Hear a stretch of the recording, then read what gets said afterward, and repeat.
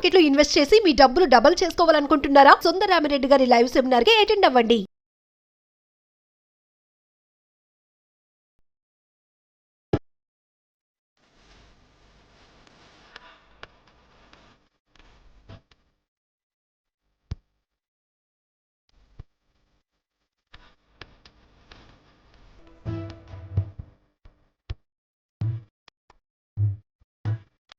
శ్రీమాతా గౌరీ శుభమంగళ గౌరీ శ్రీమాతా గౌరీ శుభమంగళ గౌరీ ఏడేడు లోక.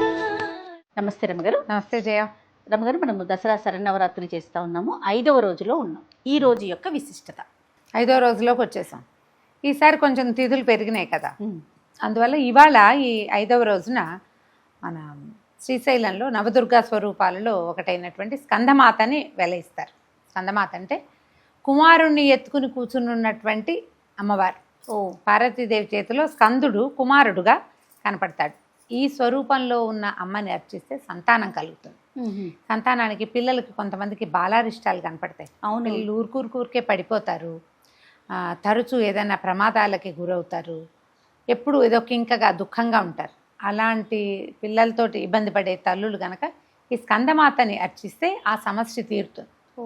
మామూలుగా మనకు సంతానం కావాలన్నా కూడా స్కందుడినే ఆశ్రయిస్తాం. అవును కదా, మన రామాయణంలో నుంచి స్కంద జననం చదువుకోమని అది చెప్తారు కదా. ఈ స్కందమాత చాలా విశేషమైన స్వరూపం. అమ్మవారు చక్కగా పిల్లవాడిని ఎత్తుకుని కూర్చుని ఉంటుంది. ఆయుధాలు లేకుండా పద్మాలు పట్టుకుని ఉంటుంది. పై చేతులను పద్మాలే ఉంటాయి, పిల్లవాడిని ఎత్తుకుంటుంది. ఈ చేతిలో ఏమో అభయముద్ర విశేషంగా కనపడుతుంది.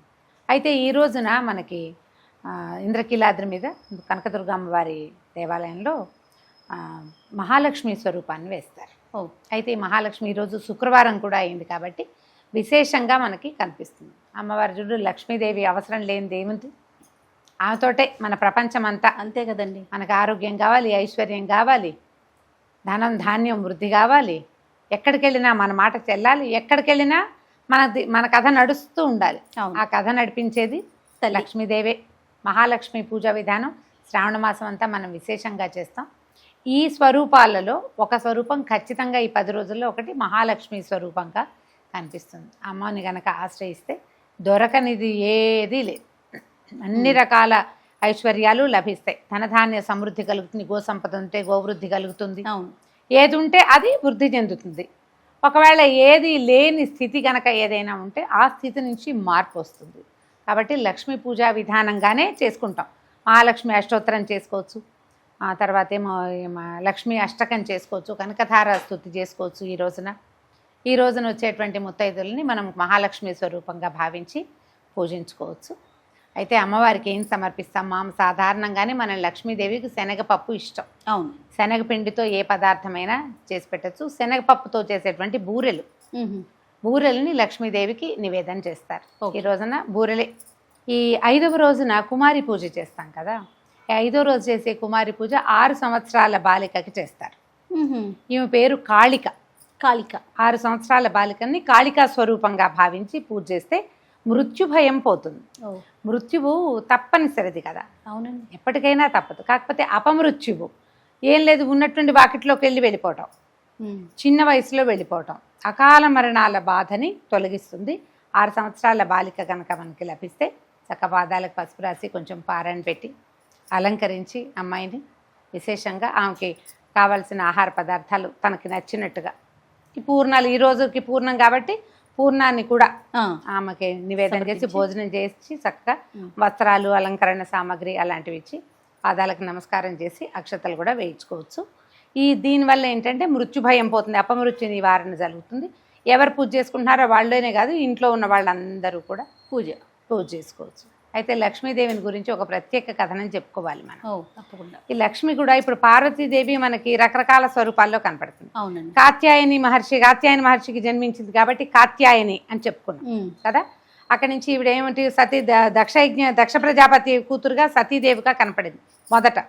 తర్వాత పర్వతరాజ పుత్రికగా, హిమవత పర్వత పుత్రికగా, హిమజగా, శైలపుత్రిగా మనకి దర్శనమిస్తుంది అమ్మవారు. లక్ష్మీదేవి కూడా అట్లా వివిధ రకాల జన్మలు కలిగి ఉన్నదన్నమాట.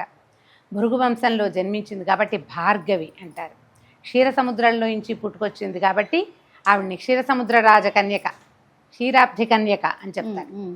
ఎప్పుడూ ఆమె విష్ణుమూర్తి భార్యగా ఉండటమే కాకుండా ఆయన వక్షస్థలంలో కొలువై ఉన్నట్టుగా మనకు కనపడుతుంది. వక్షస్థల లక్ష్మికి ప్రత్యేకమైన వ్యూహలక్ష్మి విధానం అని ఆ మంత్రాన్ని గనక చేస్తే, అనుసంధానం చేస్తే అమ్మవారి యొక్క కరుణ లభిస్తుంది, అయ్యవారి కరుణ కూడా విష్ణు సాయుధ్యం లభిస్తుందని విశేషంగా చెప్తారు.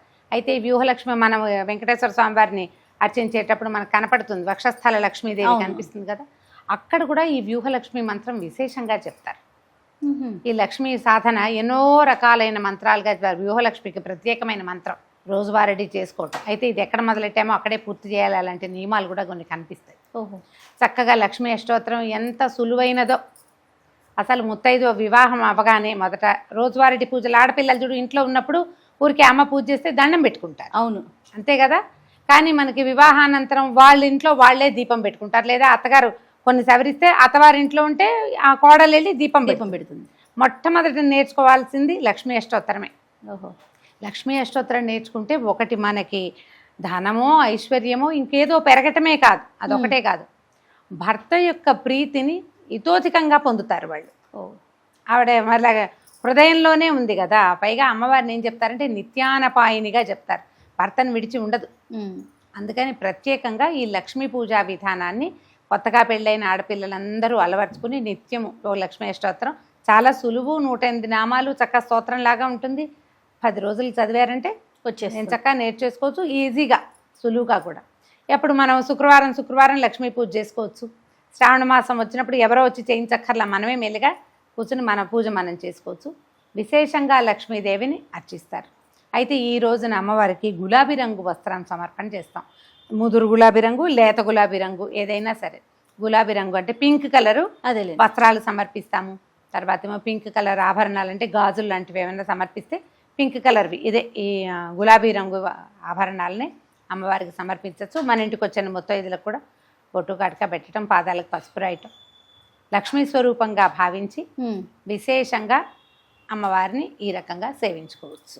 రమగారు, మరి సాధారణంగా మనం లక్ష్మీదేవికి అనగానే శుక్రవారం పూట ఉదయం పూజ చేసుకుంటూ ఉంటాం. శరన్నవరాత్రుల్లో సాయంత్రం చేస్తాం కదా, దీన్ని ఎట్లా అంటే ఉదయం సాయంత్రం 2 పూట్ల చేసుకోవటం మంచిదంటారా?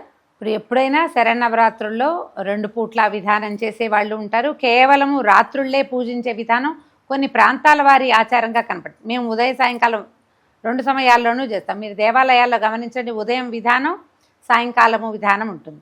కొన్ని చోట్ల ఏం చేస్తారు, కేవలం మధ్యాహ్నం నుంచి మొదలుపెట్టి అలంకారం చేసి సాయంకాలం సూర్యాస్తమయ వేళకి అమ్మవారి స్వరూపం చూపిస్తారు. అవును, అక్కడి నుంచి విశేషంగా మంగళ నీరాజనాలు, హారతులు ఇవ్వటము, ఆ స్వరూపాన్ని వెలయింపజేయటం అన్నీ సాయంత్రమే కనిపిస్తాయి. మన విధానాన్ని బట్టి మామూలుగా శుక్రవారం లక్ష్మీదేవి పూజ ఏమిటి, పొద్దుటి పూట చేసుకుంటాం. మళ్ళీ శుక్రవారం మనకి రాహుకాలం ఒకటి వస్తుంది. అవును, 10:30 నుంచి 12 గంటల దాకా.